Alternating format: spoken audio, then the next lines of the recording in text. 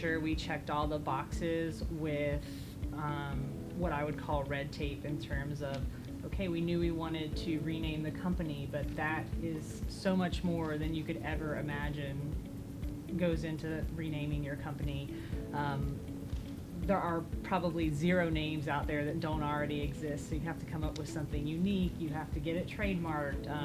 You have to get buy-in from other people, and for us, that wasn't just the marketing team, that was executive leadership, that was our board of directors, that was getting input from our member customers, and all of those people were involved in the process along the way and trying. How is this rebranding different than the other one that you've done?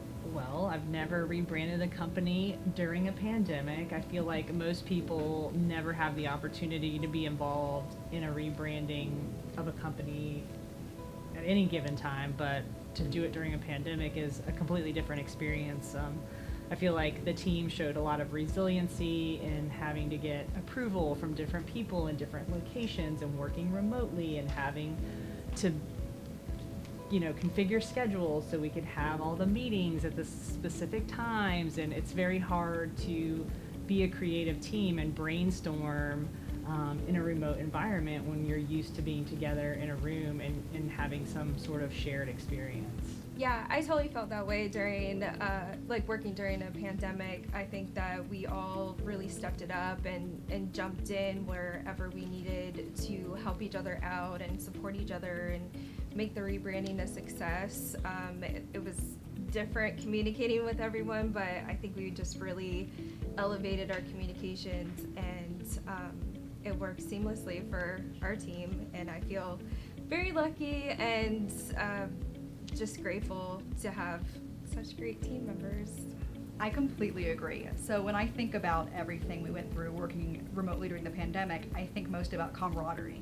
Because our team was some of the only folks at the company that knew about the rebrand, that knew how deep the rebrand was and how transformational it really was going to be.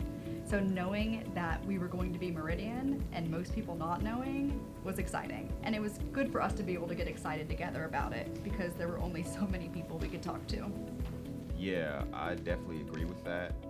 I feel like I have a different perspective of the transformation because Lindsay mentioned that it's been about a 2-year project. She said, we want to transform this company branding-wise, but also culturally. The idea of what SEDC was, or who we were before, wasn't really entrenched in me as much as this idea that we're already changing, we're already moving forward, and everything that I did to contribute to this, I was never in the mindset of this is what we were and this is where we're going to. It's always I'm coming in, and I need to be transformational. Definitely understand your perspective coming in new. We came into the department at the same time.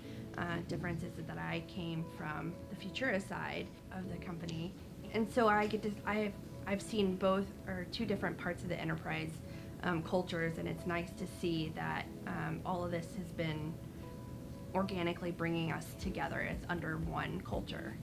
Yeah, I love what you said, Sherry, about organically coming together, because I think at the end of the day, we've all worked very hard towards this final product, which is the Meridian Cooperative. And it's something our team is really proud of. It's something our colleagues are really proud of. And it's definitely something that our member customers can be proud of.